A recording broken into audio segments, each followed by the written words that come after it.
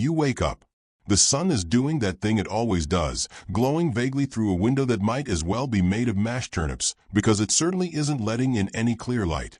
It's morning, probably. You think. Maybe.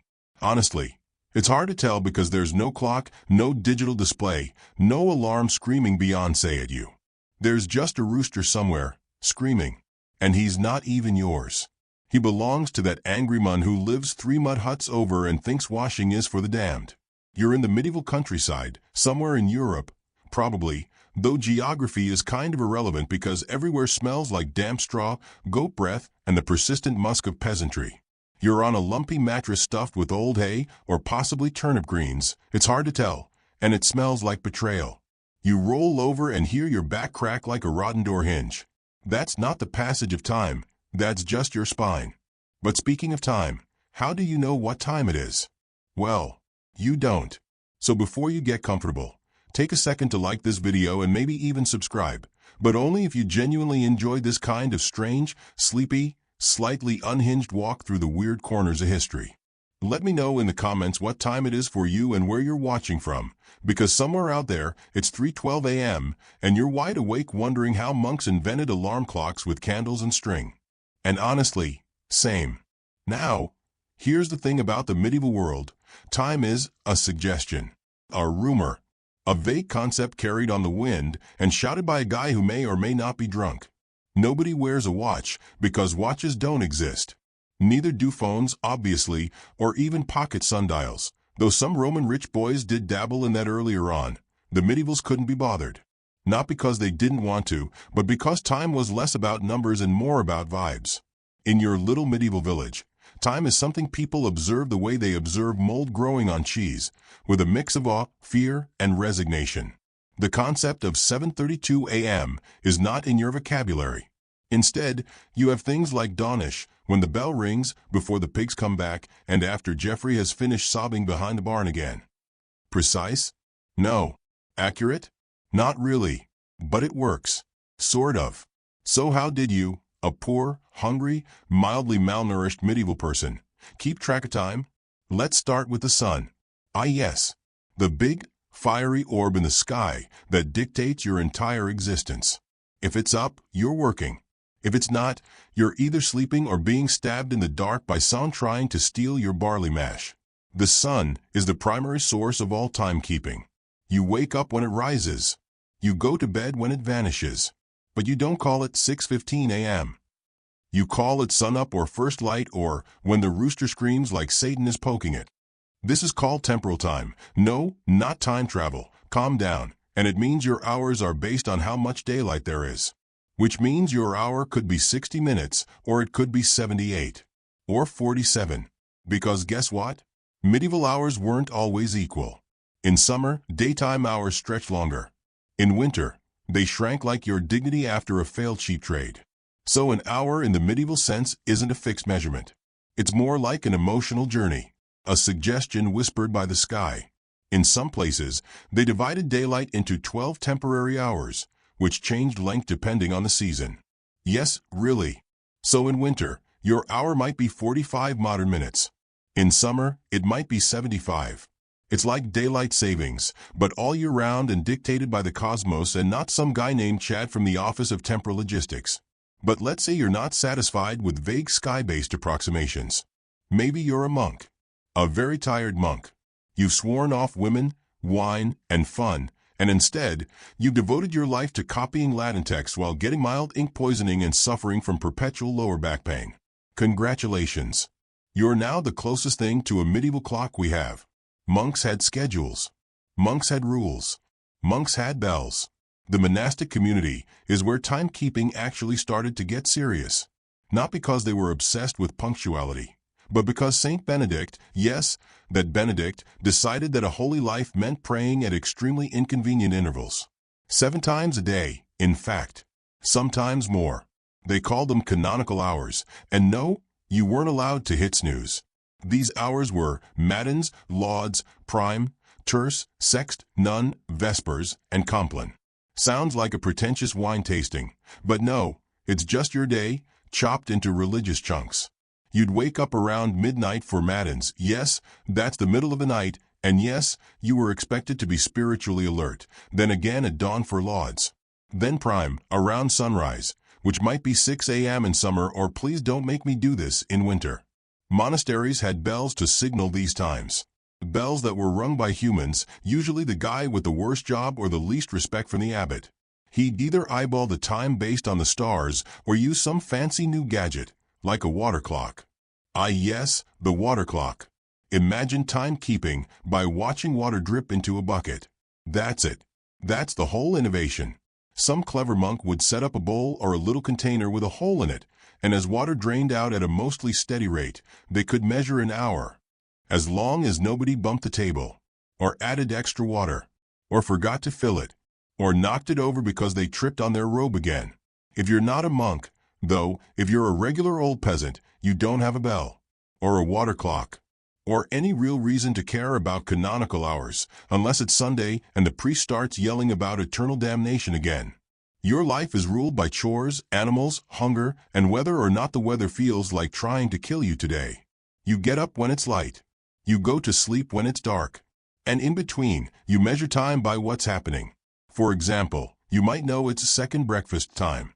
Not because of a clock, but because your stomach has started cannibalizing itself. Or it's mid-morning because the smithy has started yelling at his apprentice for dropping tongs in the forge again. Or maybe it's nearly noon because your shadow is directly below you and the sun is trying to cook your scalp. Shadows were actually a pretty good tool for timekeeping. You didn't call a sundial, though you just noticed that the longer your shadow was, the earlier or later it was. In fact, some churches did have rudimentary sundials, called mass dials, carved right into their stone walls. They weren't super accurate, but they didn't need to be. They just needed to give you a general sense of when Mass was, so you wouldn't miss another tedious hour of Latin you didn't understand. Meanwhile, in more urban areas, yes, there were towns, you might actually hear a public bell. Not a clock bell, not yet. That comes later. But maybe the town crier is yelling something vaguely time-related. Or the church is ringing its big old bell to tell everyone it's time to gather, or flee, or pray, or burn something heretical. Bells were like the medieval version of Twitter, loud, chaotic, and often misused. If you're lucky, you might live near a monastery or cathedral with a fancy new invention, the mechanical clock. Oh, big deal. These clunky, inaccurate, gear-riddled monsters started showing up in the 14th century. They didn't have faces. They didn't tell you 3:45 p.m. They just rang bells at intervals. Sometimes, the intervals were wildly off. Sometimes, the mechanism broke and nobody fixed it for 3 years. Still, it was better than nothing. Slightly. Most of these early clocks weren't there to help you plan your brunch.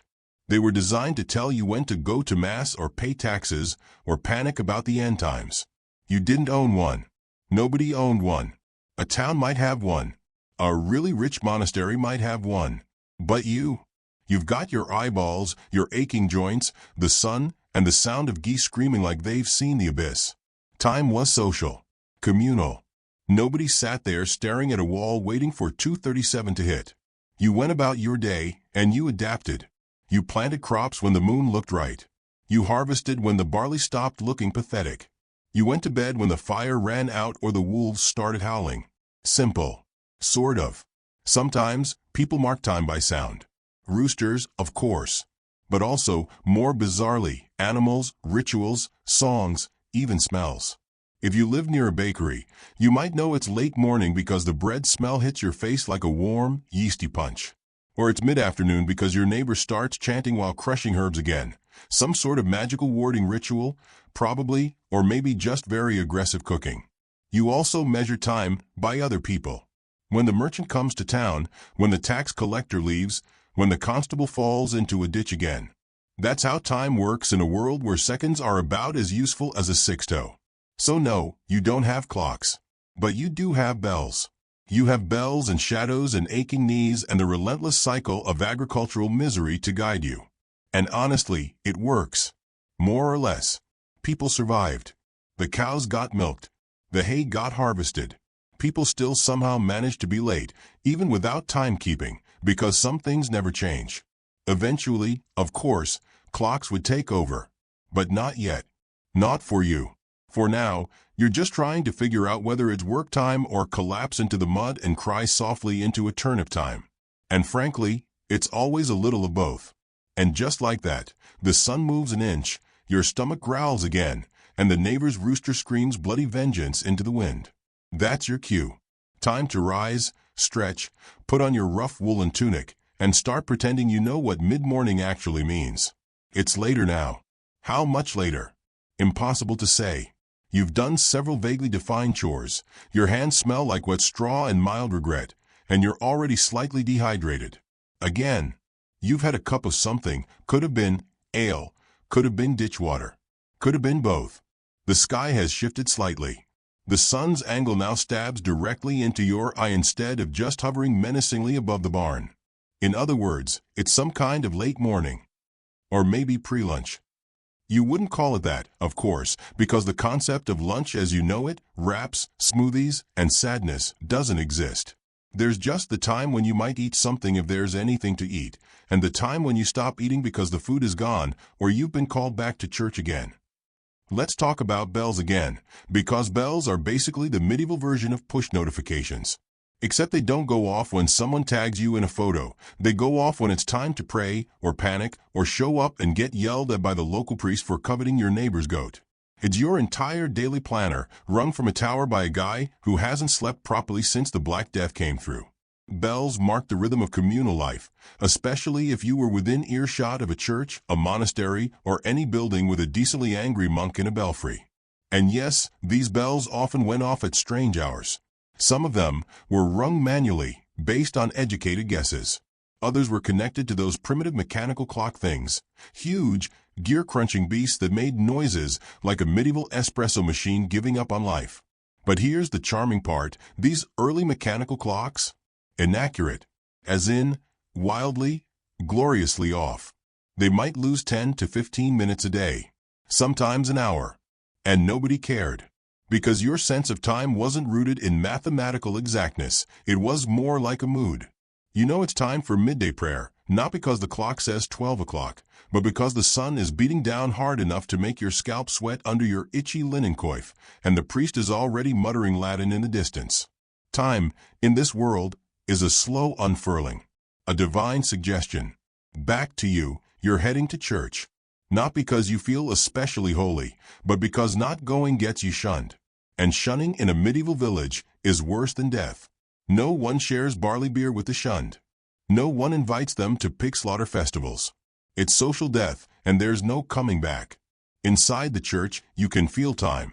Not just from the mass dials carved into the stone outside, rough circles with notches like a very sad medieval pizza, but from the rhythm of things. The priest chanting. The incense. The way your legs go numb on the hard bench after 15 minutes or maybe 15 hours. Who can say? Certainly not you. The priest, however, has his own internal clock, probably honed over years of long-winded sermons and the deep, thrilling power of judging people in public. He doesn't care if it's 11:40 or 12:10. He cares that the bell rang, that the sun is roughly overhead, and that you, a miserable bundle of wool and sin, are sitting quietly pretending to listen. Outside, the marketplace is slowly waking up. You can tell it's later in the day because the smells have evolved from fresh bread to overheated fish and goat with gastrointestinal regrets. You walk past a woman yelling about turnips. Again. She always yells. She has no clock, but she knows her sales peak between church letting out and the beer guy getting drunk. Medieval people weren't obsessed with measuring every minute. They were more focused on the flow of things. The bells, the sun, the rhythm of chores. Time was practical, functional, organic. You didn't need to know it was 1:17 p.m. You needed to know when to move the sheep, when to start the soup, when to stop the children from setting fire to the flax again. And then, of course, there were the candle clocks. Ah yes, candles. Because what's better than measuring time by fire? That's right, measuring time by fire and wax. Candle clocks were exactly what they sound like, candles with evenly spaced marks carved into the side. As they burned down, they'd melt past each mark, and voila! Time. You could measure hours. Half hours. In theory. In practice, the rate of burn varied based on wind, temperature, wax quality, and whether or not the cat knocked it over. But it felt scientific. Some monks even attached little threads to the candle so that, when the wax melted to that point, it would release a tiny weight or ring a bell. Very exciting, very loud, and a fantastic fire hazard. Imagine trying to sleep in your chilly stone room, listening for a candle to drop a string onto a bell so you can wake up and pray. You dream of fire. You smell wax. You are never fully conscious. Welcome to monastic insomnia. In other cases, people measure time with oil lamps. Same idea, mark the level of oil, watch it burn down. Works great until it doesn't. One strong breeze and suddenly it's just darkness and confusion. And possibly someone stepping on a chicken. But let's move back outdoors for a moment, because it's afternoon now. You think. Probably. The angle of the sun is harsh, your eyes are stinging, and you've heard the same dog bark at the same patch of dirt 3 times in a row. It must be later. You're hungry again. Of course you are. Your last meal was mostly root vegetable, water, and sorrow. You're in the field, tending to something. Sheep, wheat, rocks, you're not sure anymore. You've been out here long enough that your thoughts are starting to spiral. This is your afternoon slump. You're not checking your smartwatch. You're just wondering if the shadows are longer now than they were before. You hold your hand up to the sky and squint. Is this science? No, but it's close enough. And if you really want to go full Galileo, but like before Galileo existed, you might build your own sundial. It's not hard. You just need a stick, some flat ground, and an imagination. Drive the stick into the dirt. Watch the shadow move. Track it. Congratulations, you've just reinvented one of the oldest methods of timekeeping in human history using absolutely no understanding of math. Sundials existed, of course. Romans used them. Arabs perfected them. Some even had portable sundials, like the world's worst wristwatch. But in the medieval period, unless you were rich or religious or incredibly bored, you didn't have one. You had your hands, your eyes, and the vague memory of what the sun looked like when Jeffrey fell into the well last week. Let's take a quick detour, though. Because while you're out here suffering through agricultural labor, let's talk about the real innovators of medieval timekeeping, Islamic scholars. Yes. While Europe was busy getting excommunicated and accidentally inventing fermented cabbage, the Islamic world was busy being terrifyingly competent at astronomy. They had water clocks that could sing, clocks with automata, clocks powered by weights, pulleys, gears, and the sheer force of scientific elegance. Timekeeping in medieval Baghdad or Cairo made European methods look like someone yelling now every 45 minutes. These timekeepers weren't just tracking the hours, they were calculating the angle of the sun, the positions of stars, the timing of prayers with mathematical precision. They built astrolabes. They built sundials accurate to the minute. They used math in ways that made most medieval Europeans want to take a nap out of fear. But back to you, in your itchy tunic and muddy boots. You're not doing math. You're watching the sky and wondering if it's time to go back home. The shadows are longer now. The chickens are quieter. The neighbor has stopped yelling about taxes. It's evening. You don't call at 6 p.m. You call it before the fire goes out or when my knees hurt extra. You head home. Inside, the hearth is lit. It's probably the only source of heat, light, and joy in your entire life. You sit by the fire, spooning something that's either stew or porridge or punishment, and you listen. You listen to the sound of wind, the distant clang of a blacksmith finishing his final work, the silence of the woods. You know it's late now, not because of a bell or a candle or a sundial, but because everything around you slows. You feel the day winding down. Time isn't something you check. It's something you live inside. Soon, you'll lie back down on that straw mattress, the one with the mysterious lump. You'll scratch at your woolen underthings.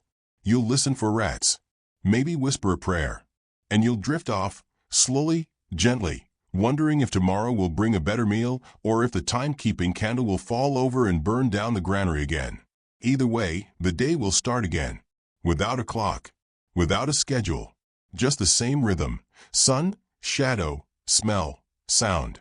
You'll wake when the rooster screams. You'll eat when your stomach demands tribute. You'll pray when the bell rings. You'll sleep when the fire dies. Because in the medieval world, time isn't a number. It's a feeling. And right now, it feels like bedtime. It's nighttime now. Not your kind of nighttime, with street lamps, fridge lights, glowing phone screens, and a cozy Netflix algorithm quietly judging your taste in dating shows. No. This is medieval nighttime, also known as the void. Pitch black. Cold. Confusing. Every creak in the wood is possibly a ghost or an angry rat with a vendetta. There's no ceiling light to flick on, no digital clock glowing red on the nightstand. Just your breath, the occasional pop from a hearth, and the strange gurgling sound your stomach makes when it's been fed nothing but barley, cabbage, and existential dread. You might think you're supposed to be asleep now, but not necessarily, because in medieval Europe, people often didn't sleep the way we do now. You, modern viewer, are probably used to that sacred 7 to 9 hour sleep block you read about in lifestyle blogs, followed by a groggy morning spent resenting your alarm clock and the very concept of sunrise. But in the Middle Ages, sleep often came in shifts.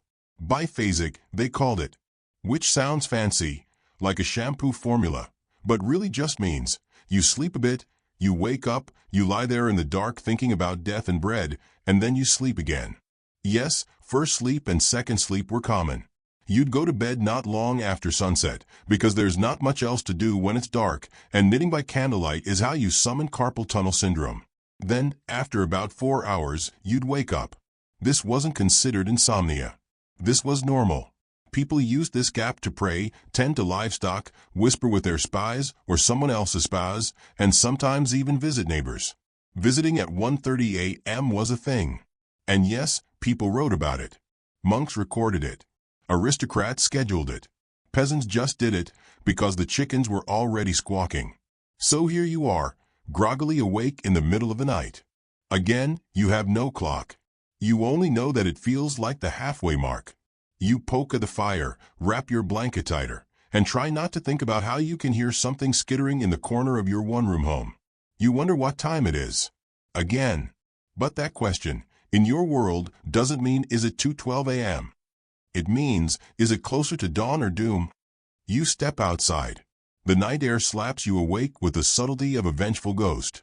Your breath fogs in the cold. The village is quiet, except for a dog barking in the distance and the faint sound of someone trying to restart a fire. Maybe you look at the stars, like some kind of unqualified astronomer with no telescope and zero training. But here's the thing, stargazing was a genuine form of medieval timekeeping. People used constellations not for romance or zodiac nonsense, but for actual scheduling. The appearance of specific stars at specific positions in the sky? That was your time guide. The monks knew this well, especially the ones who lived far from the nearest church bell. These were the true sleep-deprived heroes of medieval timekeeping, the monastic night watch monks. Imagine being the guy whose entire job is to wake up in the middle of the night to wake up other monks, so they can chant at 3 a.m. in Latin, off-key. And how did he know when to do that? Sometimes by observing the position of the Big Dipper. Sometimes by using an hourglass that may or may not have worked. Sometimes by simply being cursed with an internal clock tuned to guilt and Gregorian chanting. If he got it wrong, everyone was annoyed. If he got it right, nobody said thank you. Timekeeping was a thankless job. Still is. Some monasteries had what were known as nocturnals. These were instruments, usually small discs with rotating bits, that allowed monks to calculate the time at night using the position of the stars. Think of it like a medieval Fitbit, except made of wood and depression. Nocturnals could tell you, roughly, how many hours past sunset it was. They worked based on the position of stars like Polaris and, of course, required actual visibility. Which is great, unless it's cloudy, foggy, snowing, or you live in a time period where light pollution is just the moon being extra smug tonight. You, of course, don't have a nocturnal. What you do have is a vaguely intuitive sense of time built on pattern, rhythm, and your aching knees. You also have roosters. Roosters, in medieval Europe, were the world's most reliable, but also most irritating, alarm clocks. They didn't care if you just finished your second sleep or if you were enjoying a perfectly respectable dream about oatcakes. At the first whiff of dawn, they screamed. Loudly. Incessantly. With the confidence of a creature that doesn't know its dinner in 4 days. Roosters crow at dawn, yes, but also before dawn and at random intervals and basically whenever they feel like it. Medieval people learned to interpret their calls the way modern people interpret Wi-Fi signals. It wasn't precise, but it was enough. And then there was the changing of the guards. Not the royal kind, the village kind. If you lived in a town with walls, and if you were lucky enough to be one of the few not locked outside of them, you might hear the night watch announcing the hours. Again, not in numbers, but in phrases. Past midnight. The third watch. God keep us. You didn't need a number. You needed a reminder that someone else was also awake, probably bored, and holding a spear. Timekeeping, in other words, was never a solitary thing. It was social, communal, a group project where everyone guessed and everyone copied each other's homework. Even in cities, professional timekeepers existed. Town criers, bell ringers, people whose job was to shout things at regular intervals. The hour is late. The streets are unsafe. Go home was less about time and more about vibe. There were no wristwatches. Just a man with a lantern, a loud voice, and the ability to pronounce the word 11 like it was an emergency. By now, the horizon is shifting. The sky is turning that grim medieval gray. Somewhere, someone is blowing on embers to restart fire. A cow moos. A child whines. Your second sleep has ended, and with it, another indeterminate chunk of time has passed. You don't need to know the exact hour. The world around you tells you everything you need to know. So you rise. Again. You put on the same wool tunic, slightly itchy now. You fumble with your belt. You sip something vaguely warm that tastes like herbs and disappointment. You check the sky. Not for the weather. Not for rain. But for time. And now, because your brain won't let you rest, you start to wonder about all the truly unhinged ways people tried to measure time when the sun and bells weren't enough. Because of course they did. Medieval humans were, after all, still humans. Which means someone, somewhere, eventually said, what if we track time using cats? Yes, cats. There's an old joke, possibly a real story, possibly just medieval sarcasm, that in ancient China, one could tell time by observing the dilation of a cat's pupils. Supposedly, the size and shape of a cat's pupils correlated with the position of the sun. Which sounds brilliant until you remember cats are living creatures with zero interest in cooperation and a strong preference for chaos. Even if it were true, you'd still have to find the cat, hold it still, and compare its eyeballs to a mental chart, which is basically timekeeping by Pokemon. More realistically, there were also time candles in which items like nails or marbles were inserted at intervals. As the candle burned down, it would release these items, which would fall onto a metal plate, creating a sound. Think of it like an audible countdown timer, with fire and gravity and no reset button. Water clocks, also known as clepsydras, were more common in the Islamic world as mentioned. These relied on water dripping at a consistent rate from one vessel into another. They could be complex and beautiful. Some were decorated with moving figurines that danced or played music as the hours passed. Others were jugs with tiny holes at the bottom, which emptied after a set time. The main problem? Evaporation, spillage, freezing, and the ever-present risk of someone bumped into it again. There were also sand clocks, yes, hourglasses, but these didn't become widely used until much later. And early versions were wildly inconsistent because medieval people hadn't yet mastered the fine art of manufacturing identical grains of sand. And in truly desperate cases, there were people who measured time by burning rope.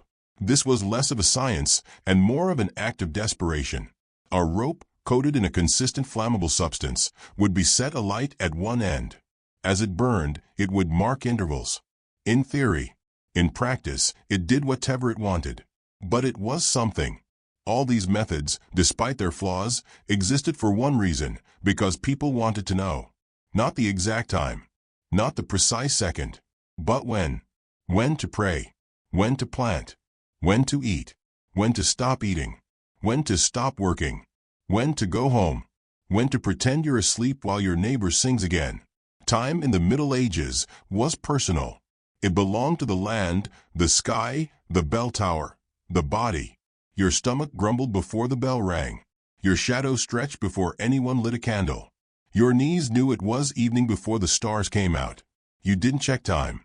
You felt it. So now, you've started another day. You still don't have a clock. You won't have one for hundreds of years. But that's okay.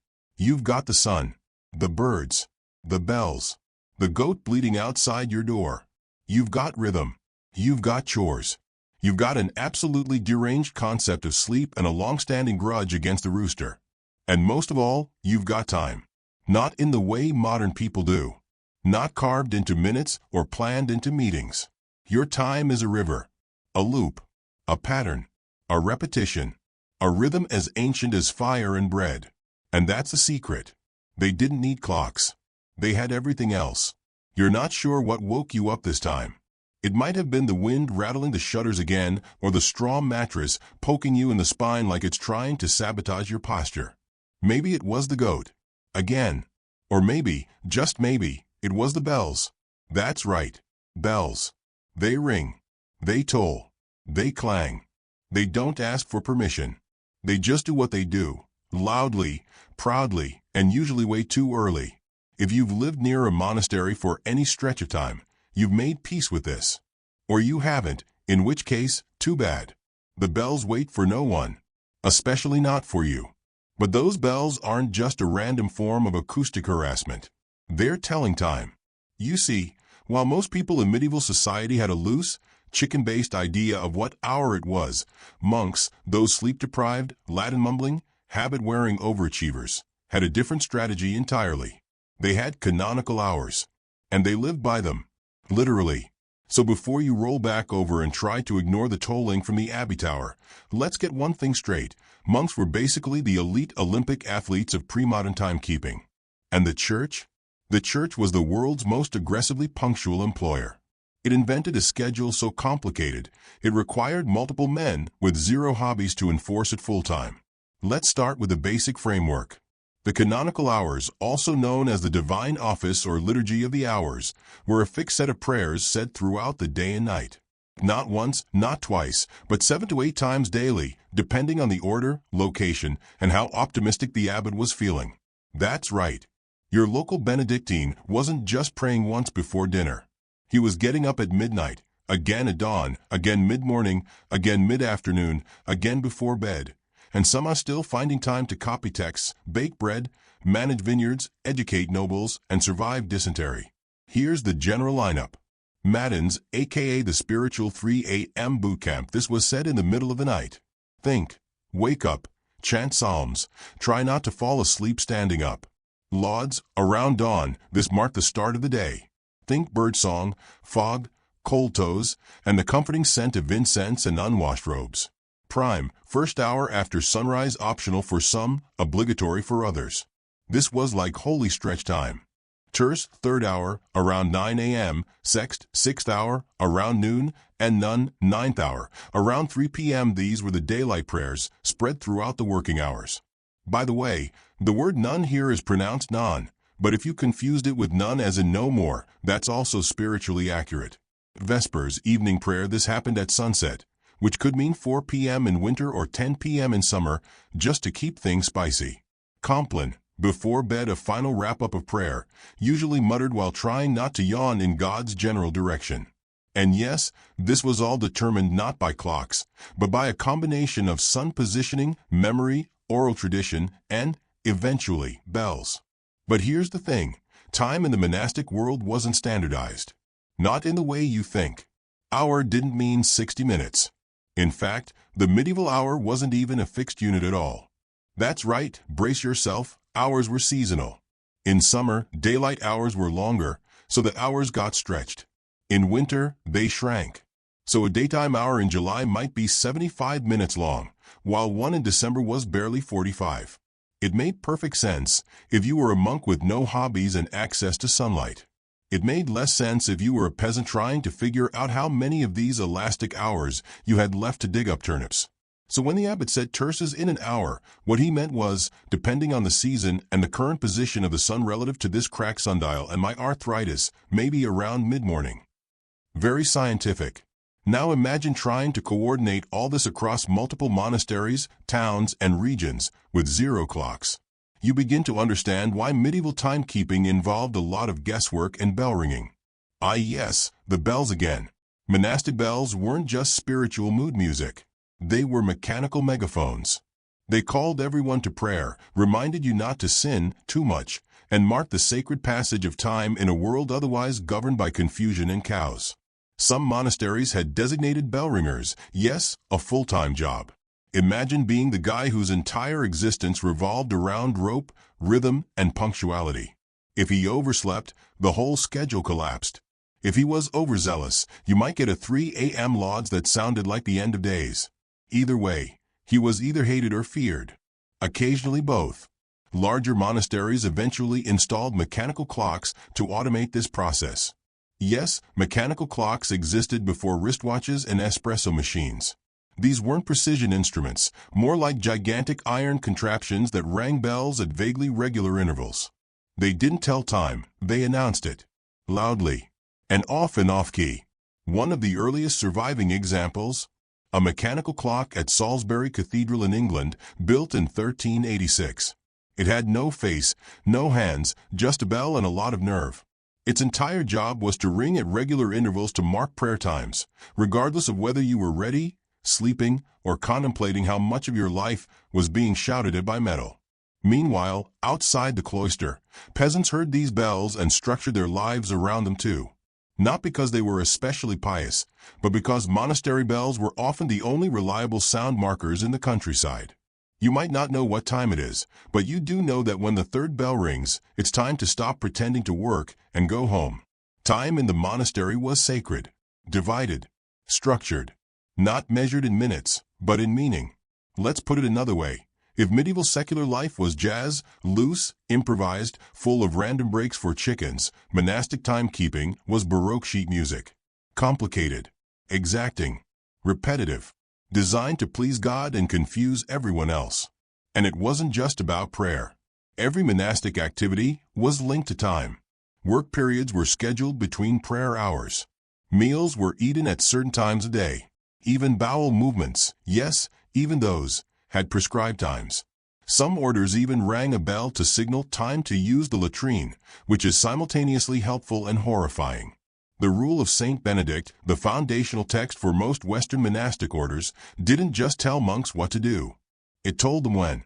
The entire day was organized into segments. Not because God demanded strict calendars, but because routine was seen as a path to holiness. If you couldn't control the world outside, at least you could control the bells. This obsession with spiritual scheduling had unexpected consequences. For one thing, it helped preserve and spread scientific knowledge. You see, if your job is to ring bells at exact times, you eventually start noticing things like the inconsistent length of shadows, the movement of stars, or the fact that sunrise keeps moving just to spite you. And if you're a literate monk with too much time on your hands, you start writing this stuff down. Over centuries, these observations became astronomical records, scientific treatises, and eventually, mechanical innovations. Monasteries, in other words, became time laboratories. Accidentally. And that's how we got from ring the bell when the sky looks pinkish to let's invent a gear-based mechanism that can regulate itself and shame peasants for being late. Let's not forget the Islamic world here. While Europe was still squinting at shadows and ringing bells, Muslim scientists were building astrolabes, instruments so beautiful and complex they make your smartwatch look like a rock with LEDs. Islamic scholars developed precise methods of timekeeping for religious obligations like prayer and fasting, which are tied to solar and lunar positions. This led to the creation of some of the world's first accurate mechanical clocks and star charts. Some even had programmable features, like automata that moved or played music on the hour. Basically, they were the Apple Store of the 12th century. Many of these innovations eventually filtered into Europe through Spain and Sicily, where curious monks took one look at an astrolabe and thought this would be great for tracking how often Brother Bernard forgets Vespers. The adoption of mechanical clocks by monasteries wasn't just technological, it was philosophical. Suddenly, time wasn't just a suggestion. It was enforceable. It ticked. It chimed. It marched forward even if you weren't paying attention. A constant reminder of mortality, duty, and that one guy who always arrived late for Compline. By the 14th century, clock towers were popping up in cities across Europe, many of them attached to churches or municipal buildings. But the roots? Those were monastic, built on centuries of candlelit prayers and obsessive bell schedules. Even the word clock comes from the Latin clocca, meaning bell. Because in the beginning, time didn't tick. It rang. So now, as you lie there, somewhere between matins and lauds, listening to the distant bells echo across the hills, you realize something. Medieval monks may have lived in freezing stone buildings, eaten stale bread, and slept on wooden planks, but they understood time in a way that would make your Google Calendar weak. They didn't have TikTok. They didn't have reminders. They didn't even have AM or PM. They had bells, and discipline, and a lot of very confusing Latin. And somehow, despite everything, it worked. You wake up to a new sound. It's not the monastery bells this time. It's sharper. Clankier. A mechanical whine followed by a deep, resonant clang that echoes through the alleyways like God himself is announcing he's running late. You blink into the early morning fog and realize you're not in a monastery anymore. You're in a town now. There's stone beneath your feet, a faint stench of sewage in the air, and someone selling turnips too loudly for this hour. Welcome to the urban Middle Ages, population noisy, and increasingly obsessed with time. But not monk time. Not prayer time. Not let's chant in Latin until the sun explodes time. No, you're now living in civic time, urban time, municipal time. Also known as, we needed a way to keep the blacksmith, the merchant, and the butcher from killing each other over whose turn it was at the market stall. Because as towns grew, alongside trade, guilds, taxes, and general civic pettiness, it became clear that not everyone wanted to plan their day around when Brother Augustine decided it was about noonish. Cities needed structure, accountability, a way to say you're late and actually mean something by it. Enter the professional timekeeper. Yes, that was a job. Let's take you to northern Italy around the 13th century. It's damp, everything smells like wool and wet brick, and the word city planning means maybe don't build the pigsty next to the wine merchant again. But what you do have now, above the chaos, above the labyrinth of narrow streets and suspect taverns, is a tower. Not just any tower. A bell tower. A campanile. It's tall, made of stone, slightly leaning because nobody did trigonometry yet, and it's got a bell the size of your average ox. If you're a citizen, this tower is your schedule. If you're the guy assigned to ring the bell, this tower is your personal Everest. Because someone had to climb that tower. Every single day. Rain, shine, or dysentery. And someone had to know when to ring it. This was the Campanero, the town's official bell ringer/time guy.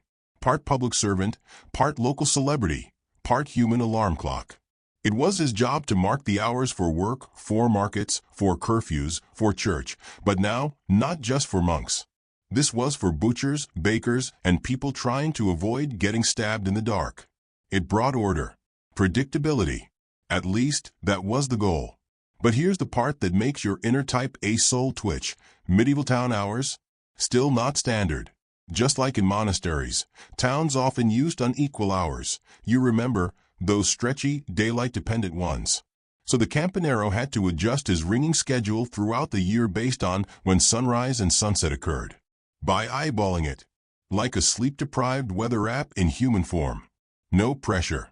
Now, here's where things get delightfully weird. As mechanical clocks became a thing, massive, gear-driven contraptions the size of your neighbor's barn, cities began to install them in towers to help with this whole please ring the bell on time and don't rely on Brother Jacob's bad guesswork problem. But these early clocks? Oh, they were a mess. They didn't have faces. No numbers. No hands. Just bells. A whole mechanism designed to ring a giant piece of metal at roughly predictable intervals. Which, depending on how well the gears were made, spoiler, not very, could mean you got your midday bell at 11:47, 12:23, or sometimes never, because the gear train exploded again. And yet, this was revolutionary.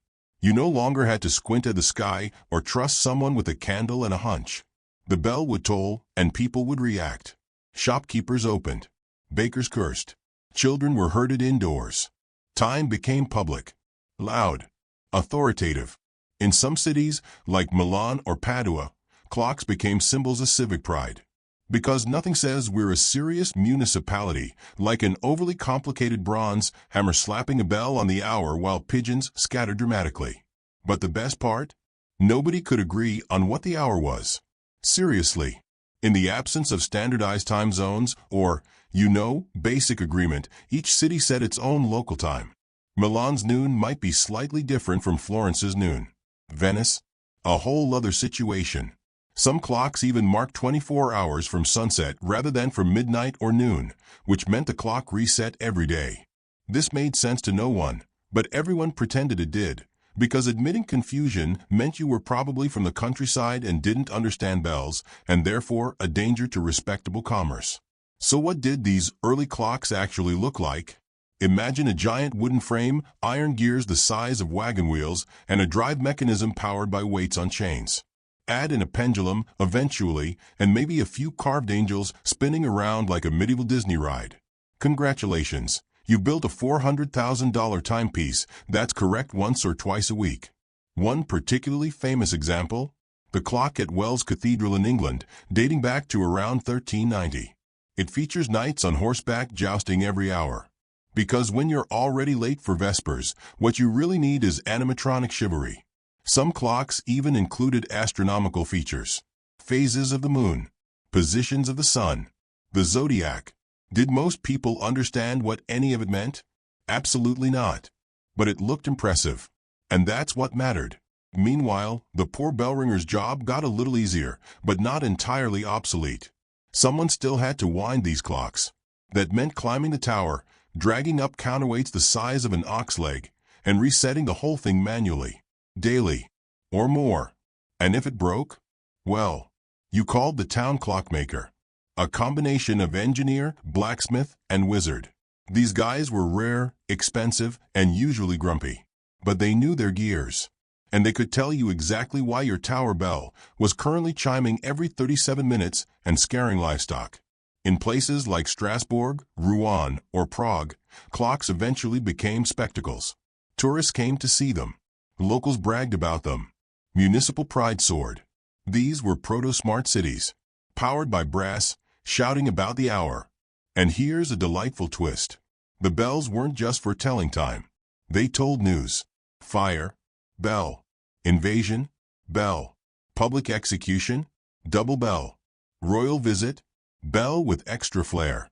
Over time, bell ringing became its own language, coded messages known by locals, translated instantly by context. There were even entire guilds of bell ringers in certain cities. Imagine a labor union where everyone's job is to pull rope and cause noise. And they took it seriously. There were rules, protocols, training. A proper bell ringer didn't just yank a rope. He performed it. So here you are, lying awake in your scratchy wool tunic, listening to a bell somewhere in the distance echoing through the city's stone guts. You don't need to see the sun. You don't need a clock face. The bell has spoken. It is, probably somewhere between tierce and lunch. What a luxury. Because time is no longer something only monks and scholars understand. Time is now public. Sort of. You see, even with these fancy towers, most ordinary people still didn't own personal timepieces. Why would they? A clock cost more than your annual grain allotment. Besides, you had ears. And bells. And a basic sense of the bread guy shows up when the big bell rings twice. For the average medieval urbanite, that was enough. Timekeeping was now a communal experience. You didn't check your watch. You listened. You smelled the bread. You saw the shadows. You heard the iron clang above the rooftops. You felt time in your bones, in your schedule, in the rhythm of a town held together by ropes, gears, and the fear of missing curfew. And that curfew? Also bell rung. Most medieval towns had a designated curfew bell, often rung at twilight. It meant close your shops, extinguish your fires, and for the love of God stop stabbing each other in the streets. Curfew comes from the French couvre-feu, cover fire. Not for bedtime. For safety. After that, the gates were locked, the taverns quieted, and the bell tower slept. Unless something caught on fire, in which case, well, guess what sound you'd hear? So now, drifting off in your itchy, overpopulated sleeping quarters above a busy cobblestone street, you realize something profound. Time, real, civic, secular time, is no longer just a vague idea or a theological suggestion. It's a reality. It's a noise. A public institution. And sure, the bells are loud. And sure, the mechanical clocks are sometimes wildly inaccurate. And sure, nobody can agree whether sunset means the start or end of the 24-hour cycle. But for the first time in Western history, everyone kind of knows what time it is. Kind of. And that's good enough. Especially if you're trying to coordinate a guild meeting, a public beheading, and a religious procession before lunch. So go ahead. Close your eyes. The bell will wake you when it's time. Or too early. Or 37 minutes late. Welcome to medieval timekeeping in the city. You wake up, again. But this time it's not to the chiming of bells or Brother Theobald tripping over his own robe during matins. It's to something quieter. There's no clang. No tolling tower bell.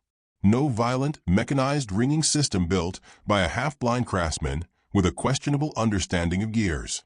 Instead, you are in a place where people tell time using shadows, drips of water, and the world's most unreliable egg timer. Welcome to the strange, chaotic world of non-clock clocks. The sundials, the hourglasses, the water clocks, the fire clocks, and, yes, they existed, the candle clocks. Because sometimes you don't have access to a bell tower. Sometimes you're not a monk or a city merchant. Sometimes you're just a farmer or a sailor or a person with very strong opinions about goat cheese and very limited access to precision mechanics. And when that's your life, you improvise. So let's begin, as all bad timekeeping does, with the sundial. You wake up somewhere in southern Europe. The sun is already up, which is how you know it's time to get up. You crawl out of your rustic straw pile, splash some suspiciously green water on your face, and head outside to see what the stick in your courtyard says. That stick is your sundial. Now, if you're picturing some grand Roman marble construction, think again. Most medieval sundials were either crudely scratched onto a stone wall or made from wood by someone who once read half a book about astronomy and decided close enough. It works by casting a shadow, and that shadow points to a series of lines that allegedly tell you the hour. But remember those unequal hours from earlier?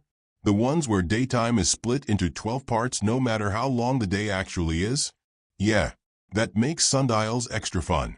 Your sundial doesn't give you 9 a.m. It gives you roughly the third hour of daylight, maybe, if the sun isn't hiding behind cloud or lost in philosophical contemplation. Sundials were the horological equivalent of asking your neighbor what time it is and hearing, meh, morning-ish. But for the record, people took them seriously. Monasteries etched them onto cloister walls. Castles mounted them over doorways. Even churches used them to time services, so long as it was a sunny day, of course. Because what do you do if it rains? Simple. You guess. Or you just keep chanting until someone faints. But let's say you're smarter than the average stick-in-the-ground enthusiast. Let's say you're a Persian scholar. Or a Byzantine bureaucrat. Or, God help you, a very ambitious monk with access to some brass tubing. Then maybe you upgrade to a water clock. Sounds sophisticated, doesn't it? It's not. Well, it is, but only in theory. A water clock, or clepsydra, is a container that either fills or empties at a steady rate. You mark intervals on the container, and presto, you've got yourself a medieval timer. In practice? Disaster. Water changes viscosity depending on temperature. The flow rate varies if your container has even the tiniest irregularity. And God forbid someone nudges it or forgets to refill it. Suddenly your entire morning prayer schedule is 30 minutes behind and you're being accused of heresy. Still, water clocks were used in monasteries, Islamic observatories, and even courts of law. Yes, legal arguments were sometimes timed using water. If the water ran out, your time was up. It was like objection, Your Honor meets IKEA vase with a hole in it. And some of these clocks were impressively elaborate.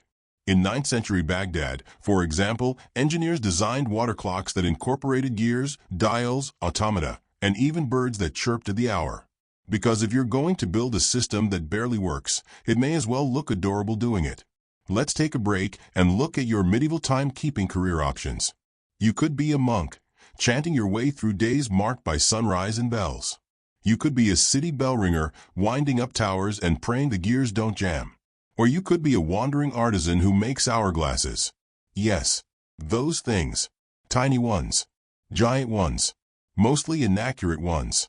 But beautiful. The hourglass, or sandglass, if you're pedantic, wasn't even that common in early medieval Europe. It only really came into its own around the 14th century. Sailors loved it because it worked even when the ship was rocking violently and everyone was vomiting. Monasteries used them to time sermons, and wealthy nobles placed them on desks because nothing says "I understand mortality" like a tiny decorative reminder that you're running out of time and probably haven't paid your tithe. How do they work? Gravity. Sand. A very small hole. That's it. But here's the hilarious twist. The sand had to be perfectly ground. If it was too coarse, it jammed. Too fine, it leaked too fast. And if the humidity changed, the whole thing became useless. Which it often did. Because castles are damp, drafty places not known for their climate control. Still, the hourglass became iconic. It symbolized time itself. Death. Devotion. That moment in the sermon when you really need the priest to wrap it up because the sand is almost out and your legs are falling asleep. Let's shift gears again. You're no longer a monk or a sailor. You're now a candle maker. And guess what? You're about to make a candle clock. It's as absurd as it sounds. Candle clocks were simple. You take a long candle, mark it at regular intervals, and let it burn.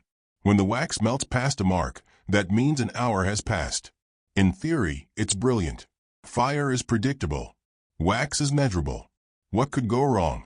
Well, wind, drafts, cheap wax, drunk priests, rodents. Everything went wrong. But still, the candle clock had its uses, especially at night. You'd light one in the chapel or the scriptorium and let it track time for your midnight prayers. Or, if you were rich and dramatic, you'd set it up with nails embedded at each interval. As the candle burned, the nails fell out and clattered onto a tray. Ding! Instant alert. It was like a medieval version of a pop-up toaster. Except instead of toast, it gave you the anxiety of knowing another hour had passed and you still haven't copied that manuscript about St. Jerome's dietary restrictions. Now, if all else fails and you're stranded somewhere with no sun, no sand, no wax, and definitely no gears, you might resort to the most low-tech method of all. Your own body. Yes, people use their own breath and heartbeats to measure time. You'd pace, count, recite prayers of a fixed length.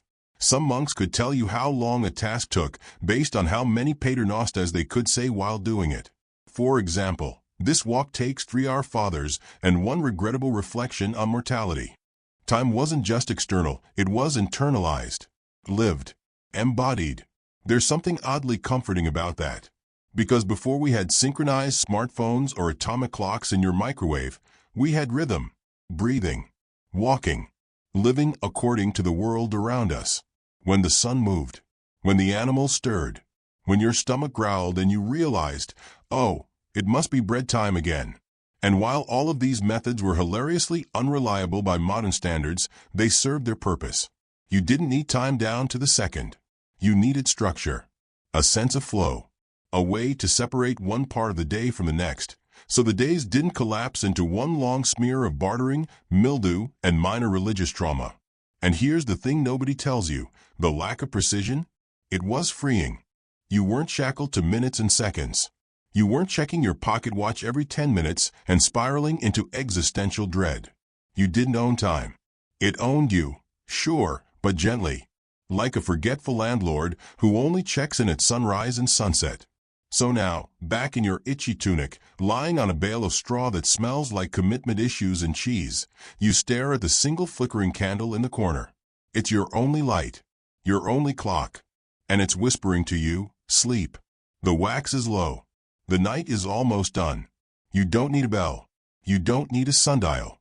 You don't need a tick or a tock or an iPhone screaming that you're late for your chiropractor appointment. You just need fire, wax, maybe a dripping pot of water, and a vague sense that when the rooster crows, something is supposed to happen. Maybe prayer, maybe chores, maybe existential dread. Either way, the time will tell. Eventually, you wake up to the smell of manure and impending labor. There is no bell to rouse you, no candle marked with iron nails, no sand draining politely into an hourglass like a civilized concept of time.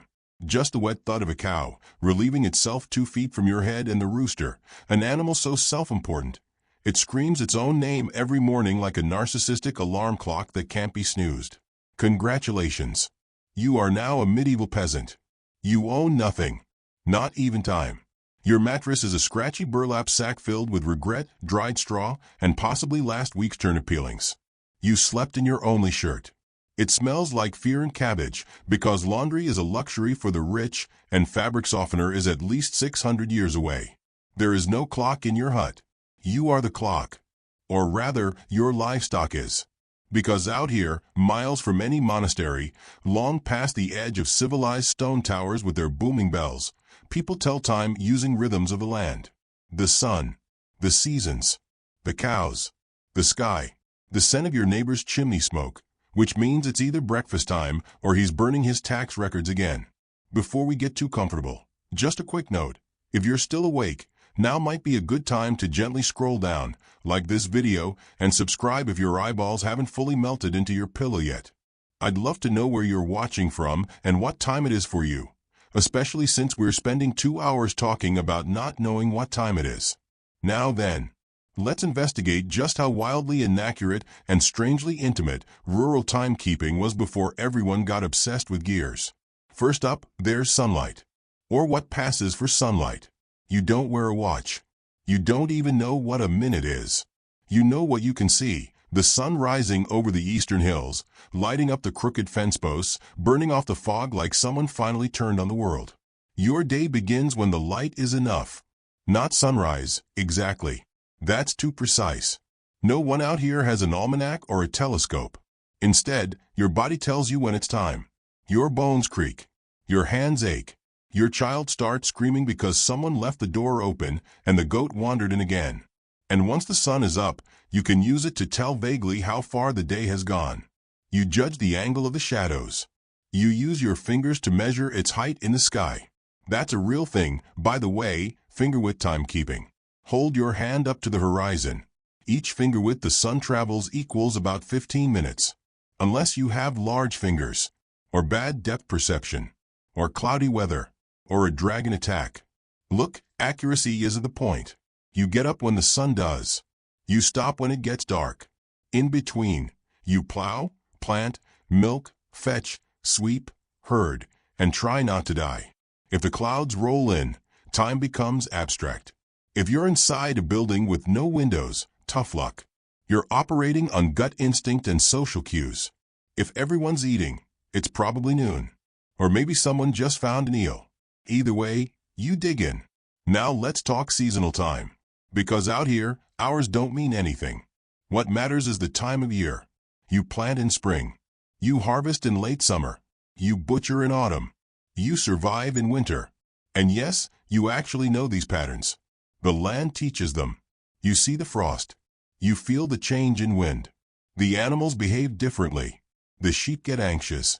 The birds disappear. Your neighbor starts collecting sticks in an ominous, panic fashion. There's a whole unspoken calendar that every rural person knows. Not because they read it, but because they live it.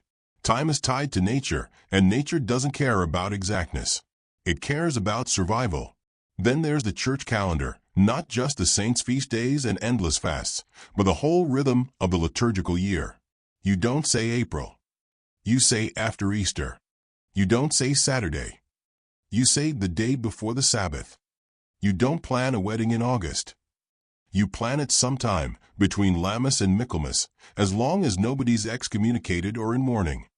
This is especially fun when your only literate neighbor is also the one with the pigs, and he insists that St. Swithin's Day means it's officially summer, despite the fact that you're still wearing all 4 of your shirts at once. Animals are clocks, too. The cows come in to be milked at the same time every morning. The rooster crows just before dawn. The bees swarm in spring. The horses stamp their hooves when they're hungry. Your dog stares at you judgmentally when you forget that it's bone o'clock. Even your own body follows time in its own desperate way. You know when it's mealtime because your stomach turns into a small, angry drum.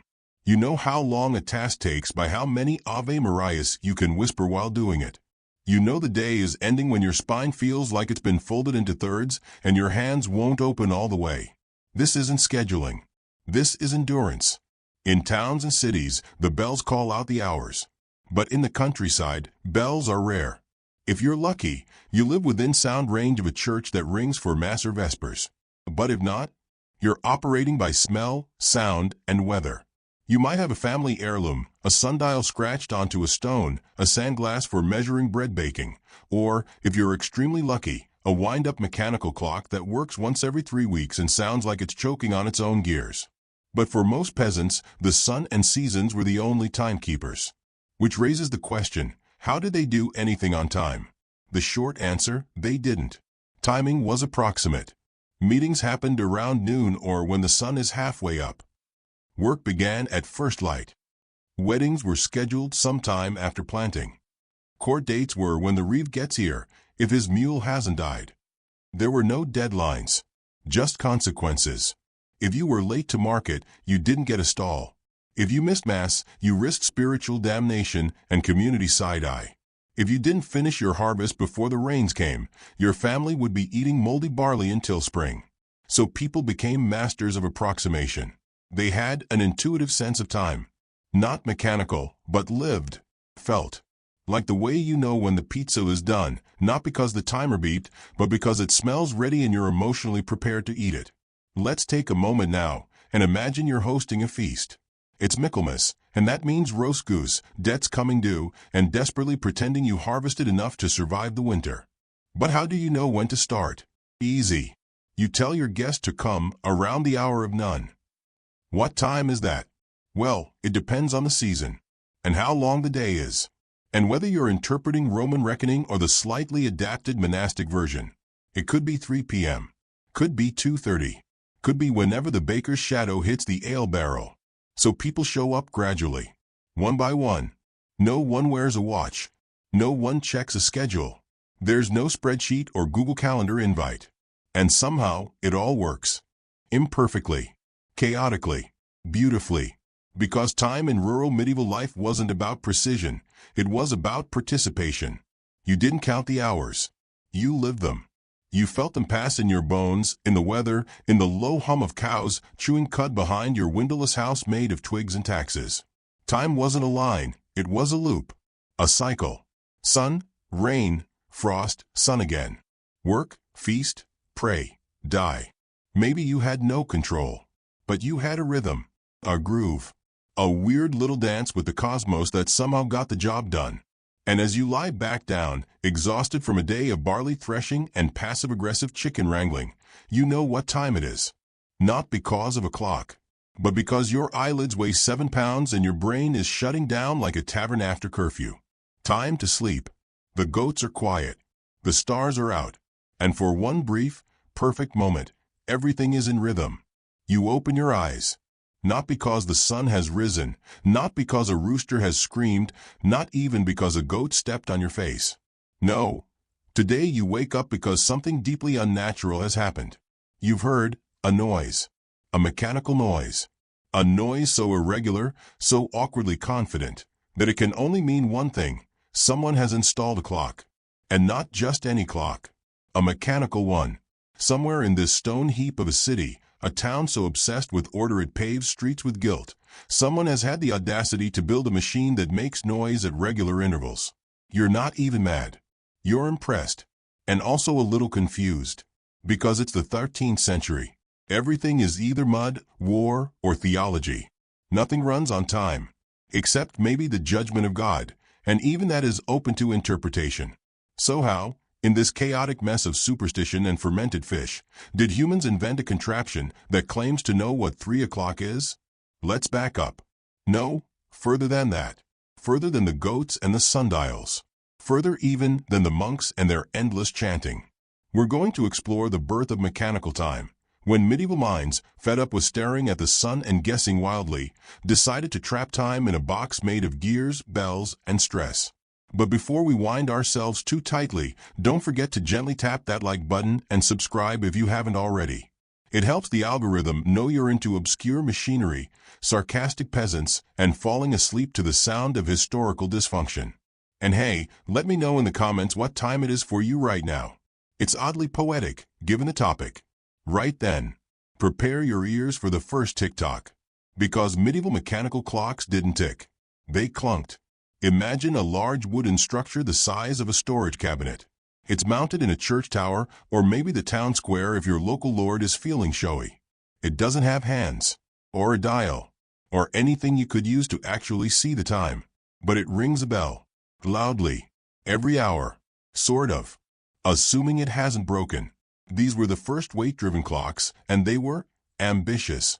The earliest known one appeared around 1283 in England, and by known we mean someone wrote about it existing, because the actual thing rotted away centuries ago. Which, frankly, is what most medieval technology did. These clocks worked using falling weights, which slowly pulled gears over time. Think of a big heavy rock tied to a rope. Gravity wants it to fall. That downward force turns a gear. That gear turns another gear. And so on, until, ta-da, a bell rings. Or doesn't. Or explodes. It's medieval engineering. Results vary. There was no pendulum yet. That wouldn't come for another 300 years.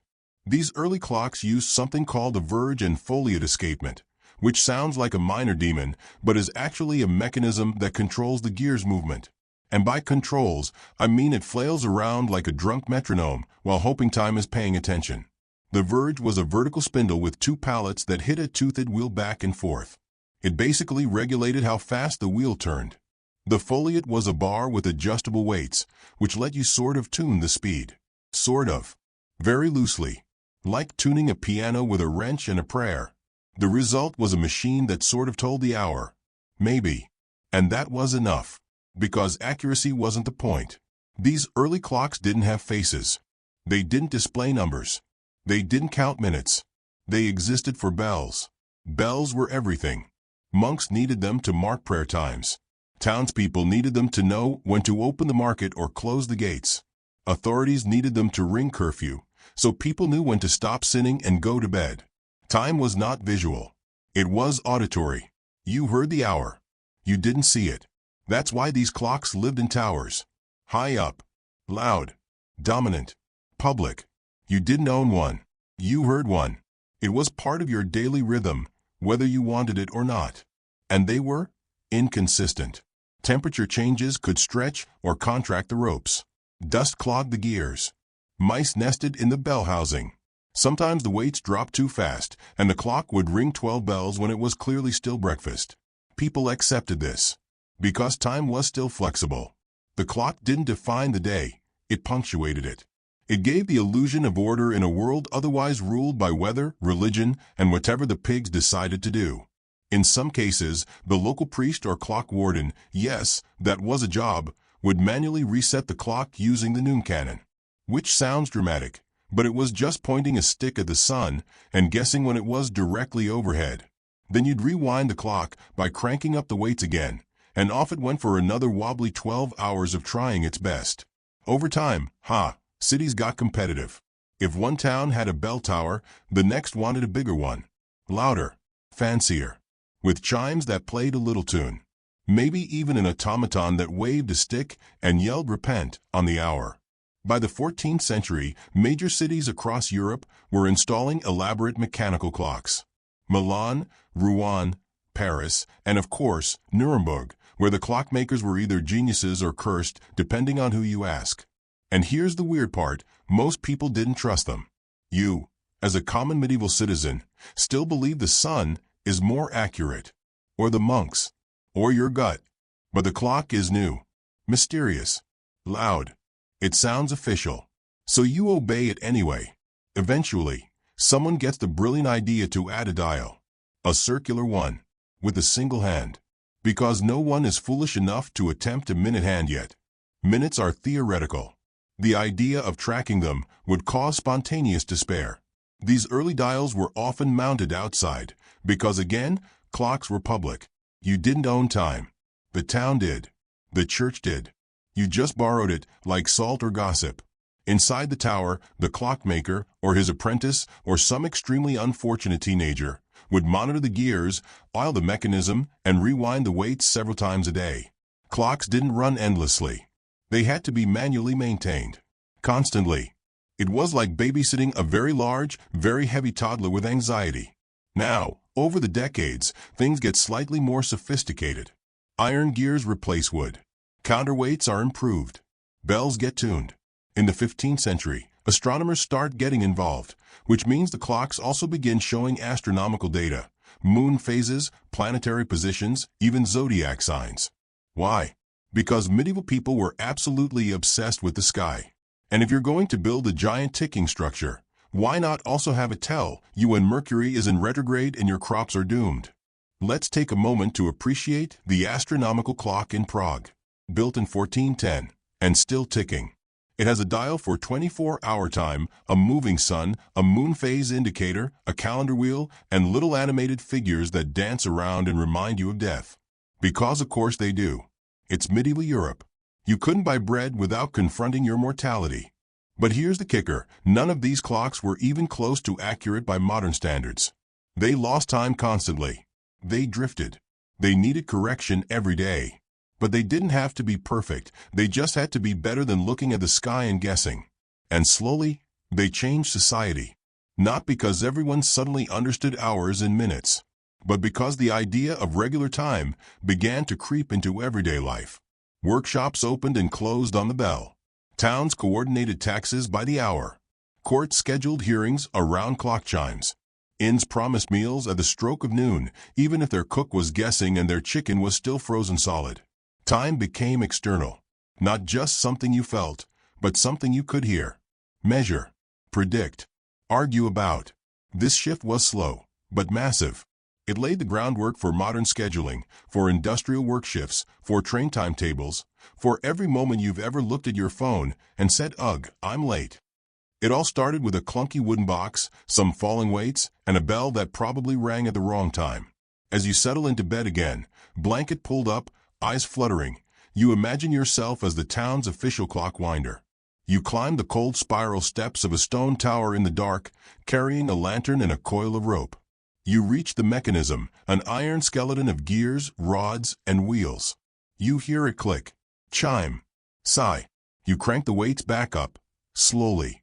1, 2, 3 rotations.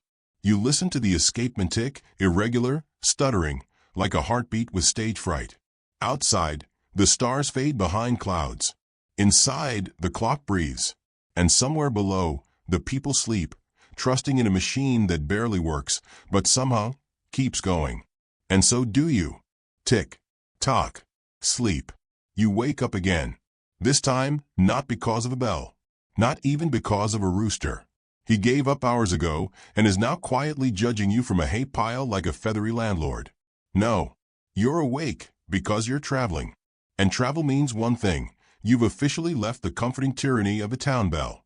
No more hour-striking tower looming overhead like a punctual stone god. You're in the wild now, fields, forests, roads, suspicious puddles. You have no idea what time it is. The sky is cloudy. The sun is missing. And the nearest monastery is about 7 miles behind you, next to that bridge you definitely weren't supposed to cross without paying toll. So you do the medieval thing. You guess. You squint at the sky. Maybe it's mid-morning. Could be late afternoon. Who knows? Time is now a vague emotion. Because while monasteries had their chant schedules and cities had their bell towers, individual people still didn't have personal clocks. The idea of owning something that told time just for you, that was laughable. Like owning your own priest. Or your own stream. Time was collective. Public. Shouted from towers or whispered by monks. But as the late Middle Ages stumbled onward, some very bored, very wealthy people began to ask a strange question. What if I had a clock, and it was mine? Cue dramatic lute music.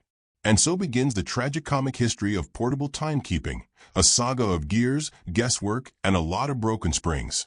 Let's start with what you could actually carry. Spoiler, it was not elegant.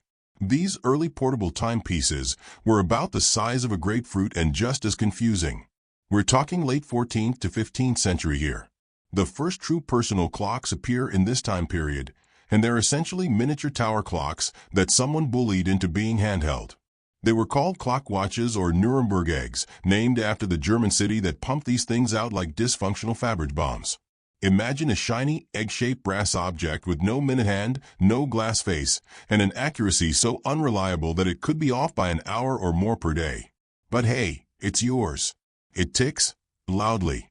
Everyone knows you have it. You wind it obsessively, carry it like treasure, and pretend it's useful. Really, it's more like a medieval Rolex, a status symbol pretending to be practical. These weren't for farmers, or blacksmiths, or even mildly rich merchants. These were for nobles, princes, scholars, and that one eccentric man who owns 20 goats and insists they each know Latin. The technology inside was a spring-driven mechanism, which was revolutionary because it allowed clocks to be horizontal and not depend on weights and gravity. Instead of hanging in a tower, it could lie flat, inside a wooden case, a locket, even a book. You'd wind a spring, and it would slowly release its tension, powering a gear train regulated by an escapement. At this stage, the escapement was still a verge and foliate, which, as we've established, is a mechanism best described as optimistically chaotic. And that was the problem. Springs weren't consistent.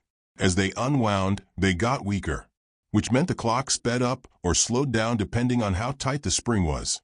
Which meant that, over a few hours, your beautifully crafted timepiece turned into a ticking lie.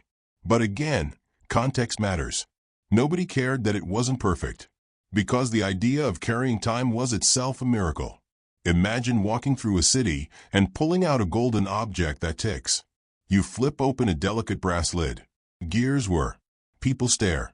You glance dramatically at the single stubby hand pointing vaguely at 7, nod wisely, and say something cryptic like, "It's nearly the hour of reckoning." Congratulations. You're a time wizard. Now, before you get too smug, these things broke constantly. Spring snapped. Gears jammed. The whole thing might just stop ticking mid-conversation. Also, there's no glass yet. If you drop it, it's over. Time dies with a sad metallic crunch. Oh, and you had to wind it twice a day. Not just once. Twice. Because time waits for no one, especially not people who forget to crank their portable chaos orb. Now, if you weren't rich enough for an egg clock or didn't want to carry a ticking bomb in your doublet, what were your options? Well, welcome to the world of pocket sundials. Yes, they existed. And yes, they were just as ridiculous as they sound. These were often compact, folding instruments made of ivory, wood, or brass. You'd open it up, align it with the compass, raise the little string or gnomon, and hope the sun was feeling cooperative. And you know what? They kinda worked. At least on sunny days. In the right hemisphere. With proper calibration. And if the wind didn't snap the gnomon. And assuming you knew what latitude you were in. Which you probably didn't. But hey, points for trying.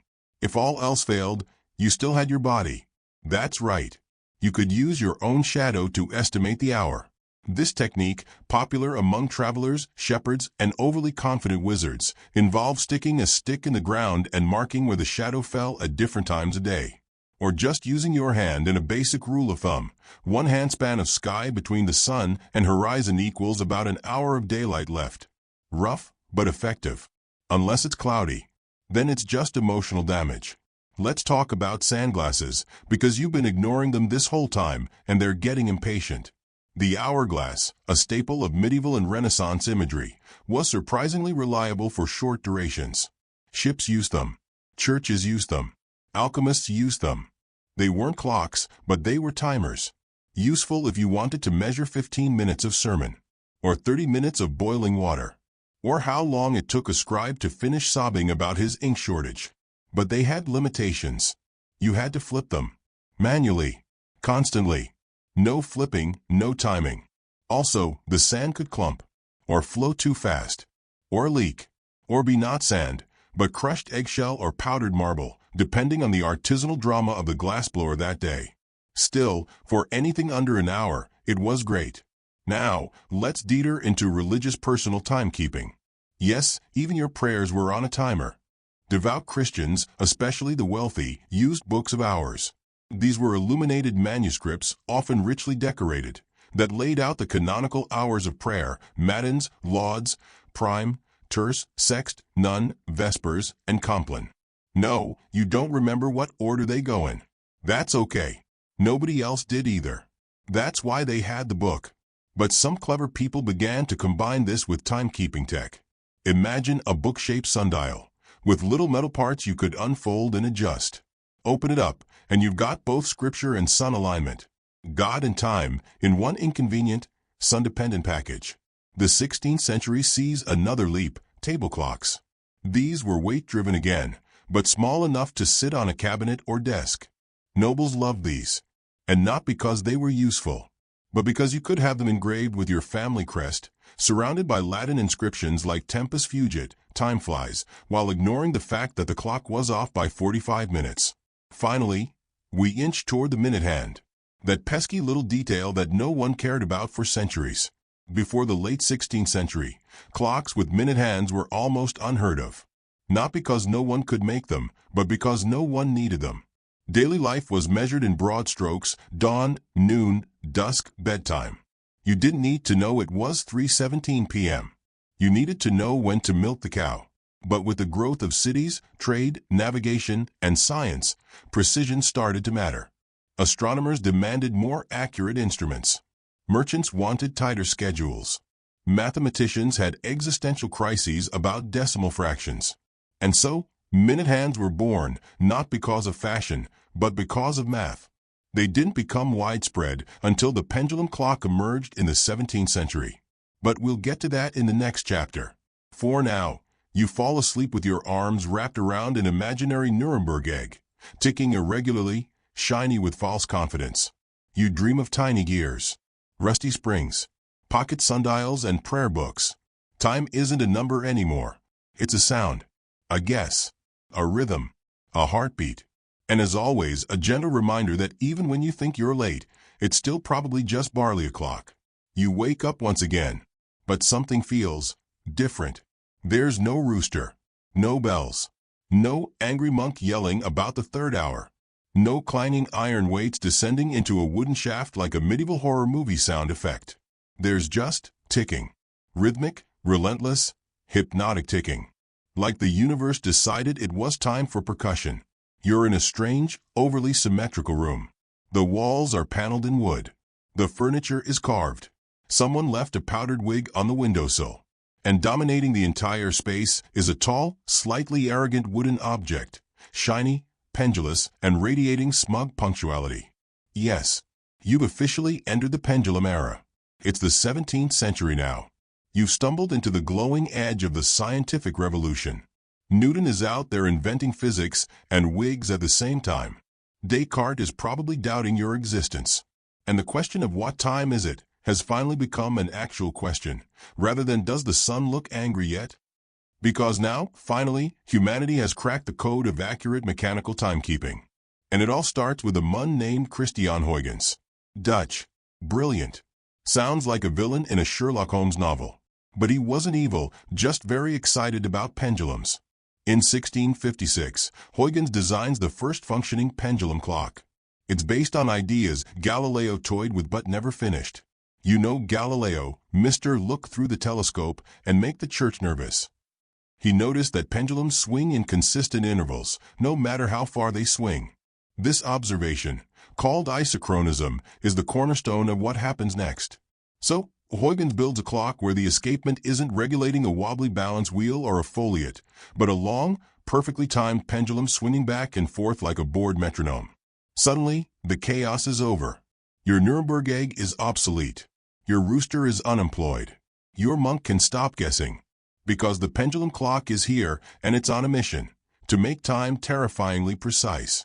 Before pendulums, the best clocks were off by 15 minutes a day, sometimes 30. If Mercury was in retrograde or the gear grease was having a rough week. With the pendulum, suddenly, you're down to 15 seconds. Let that sink in. Centuries of guessing, praying, and staring at shadows, all replaced by a swinging rod of metal and a little toothed wheel clicking in time. But of course, you couldn't exactly carry this thing around. These early pendulum clocks were massive. Tall case or grandfather clocks, named after a 19th century song, because of course, stood 6 to 8 feet high. They weren't just timekeepers. They were furniture, status symbols, passive-aggressive statements that said, yes, I care about time. And also mahogany. Let's pause here and consider, why did anyone even want this level of precision? The answer, my sleepy time traveler, is science. We're now in an age where knowing the exact time isn't just about ringing bells or boiling your pottage. It's about astronomy, navigation, calendars, planetary motion, and, eventually, capitalism. But first, let's talk about longitude. Yes, longitude.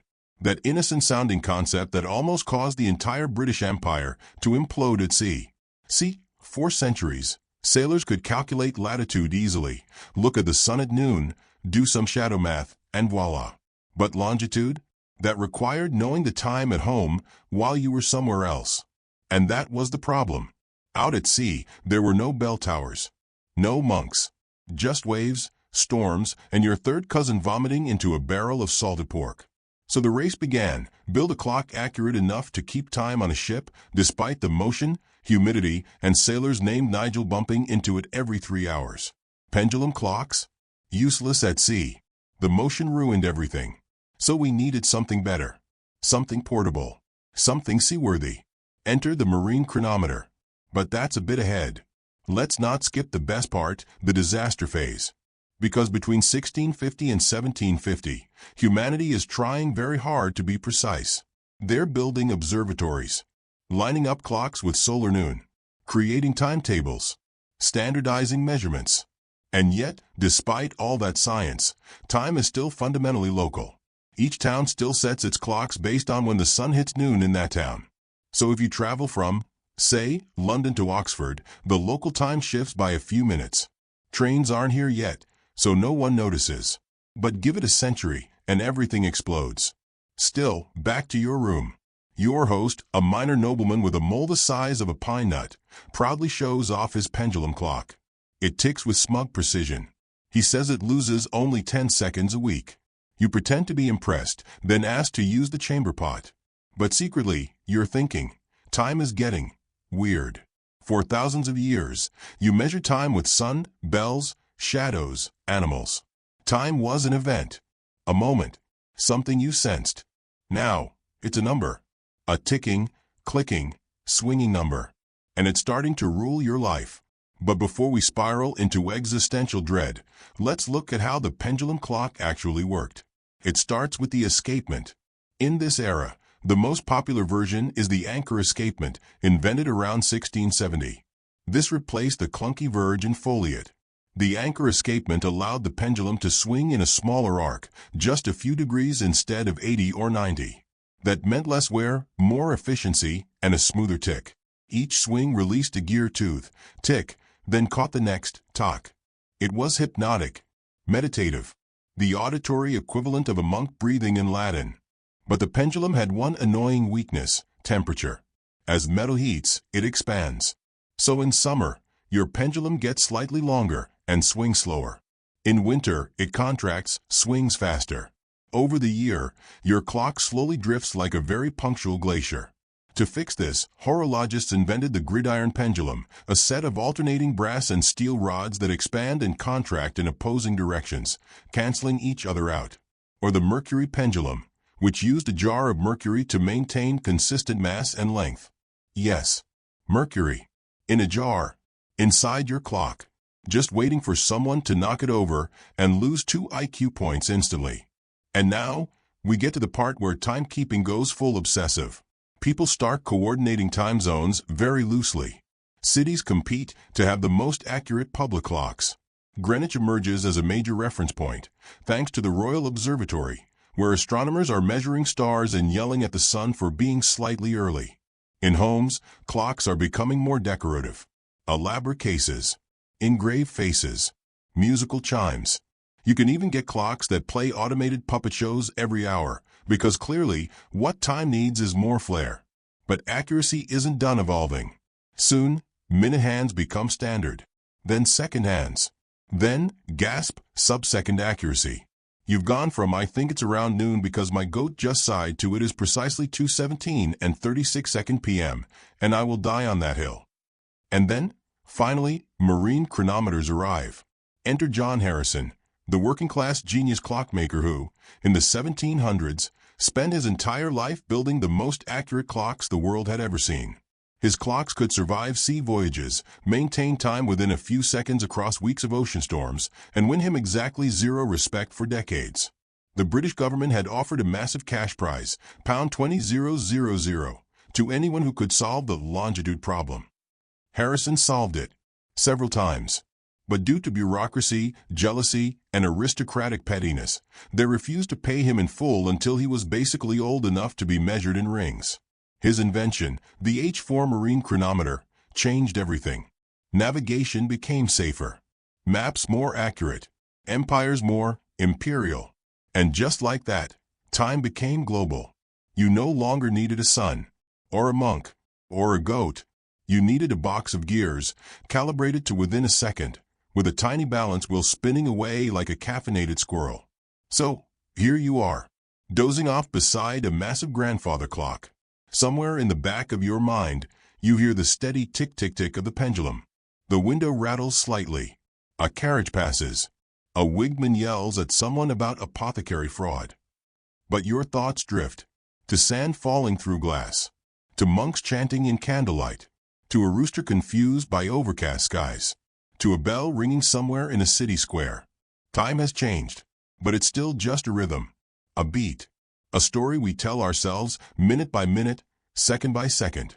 And right now, it's the perfect time to fall asleep.